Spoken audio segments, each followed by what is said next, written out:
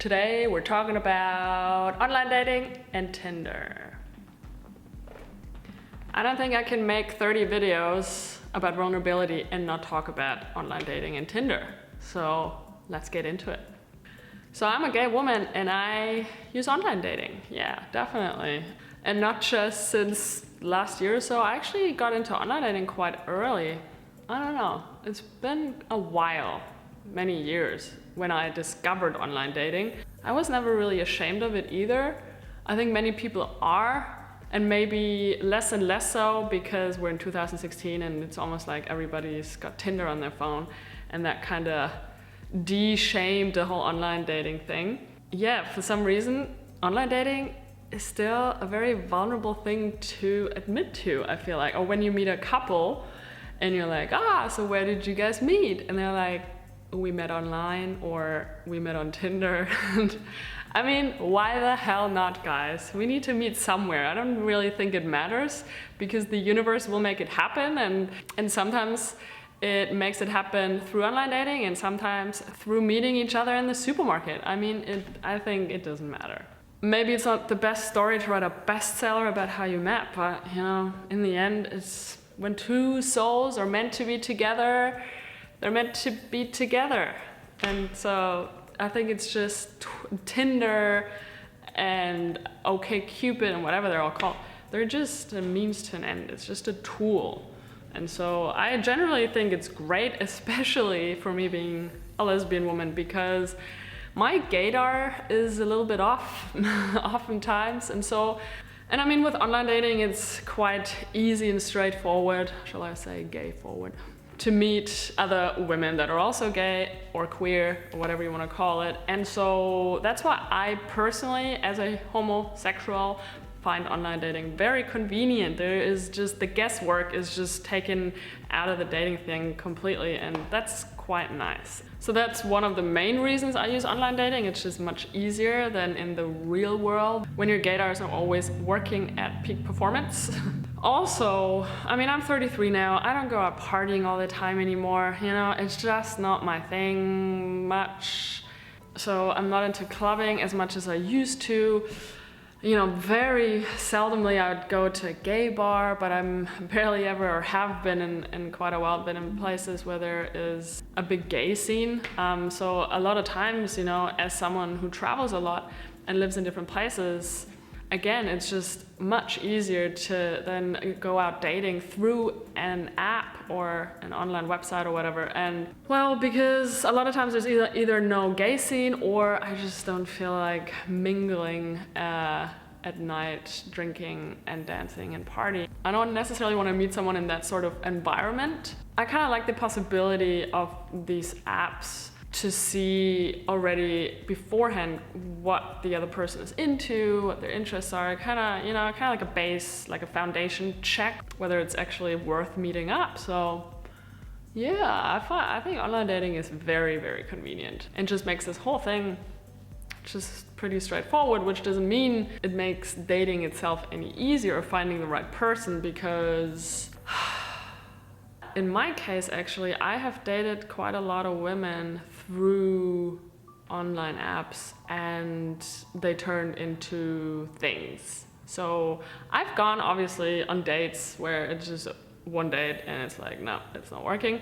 And then you never see that person again. The ratio is actually pretty good in terms of the dates that turn into something and the dates that turn into nothing. So it's actually quite surprising. I think it's because I do beforehand I can tell pretty quickly if I'm gonna be at the same wavelength with someone else or not. And so yeah, maybe I'll make an extra video of what that wavelength is. It doesn't mean that I've been on thousands of dates just because I have online dated. I'm not a huge dater. I don't know how to explain this. I don't like wasting my time, and so I really only go on a date when I'm very sure that I'm interested in someone and that it's not gonna be a waste of time. And I don't know how many dates I've gone on. I don't know. I think I've been on Tinder. How long have I been on Tinder? Maybe 2000. Let me wait for it. It was I know 2014. I've been on Tinder since 2014, the summer of 2014. And I think it was in Berlin that a friend of mine, my housemate at the time, she got me into it. She's like, hey, you should try this out. Maybe it's easier for you to meet women that way. And then around the same time, I also discovered OkCupid, which is another very well-known app, I think, for queer people. I went on a few dates through OkCupid. I actually also went on a date with a girl, and she then turned into a really good friend of mine. We always laugh about that it started out as a date, but we weren't really interested in each other sexually or romantically. But then we still really liked each other on a personal level, and so we became really good friends. So that's pretty awesome, actually. Yeah, right now I'm taking a little break from dating, online dating, because I'm just not really feeling it right now.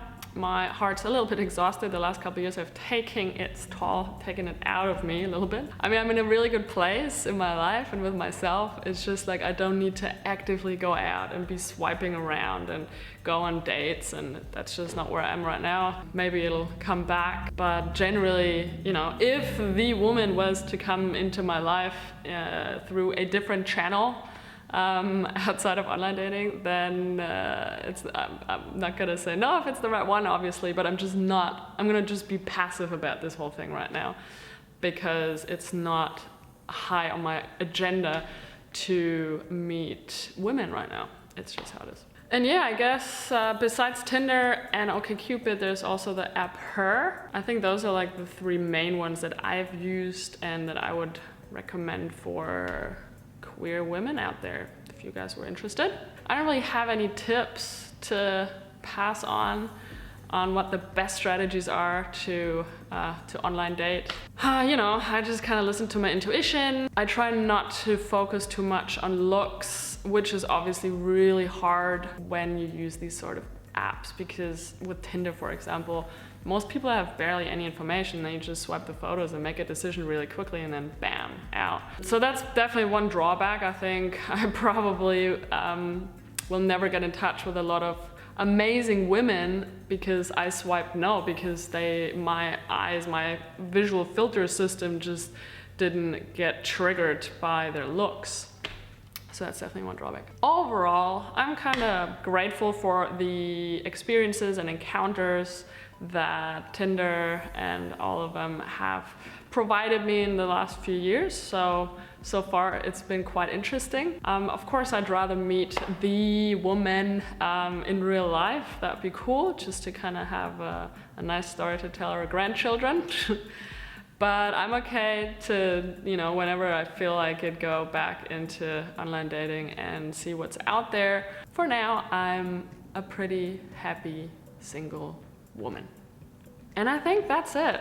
I can't think of anything else I'd like to share about online dating right now. Maybe I tell you about maybe a few stories. So I have a couple interesting stories, but not in this video.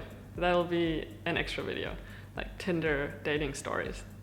Anyway, guys, share with me, do you guys use online dating apps or platforms like Tinder or OkCupid, or I don't know what they're all called in this straight world out there? I think Bumble, I heard, was a big one. Share with me in the comments, do you use them? What do you think about them? And if you like my video, give me a thumbs up. Also, if you'd like me to talk about my online dating experiences, give me a thumbs up, or let me know in the comments, actually.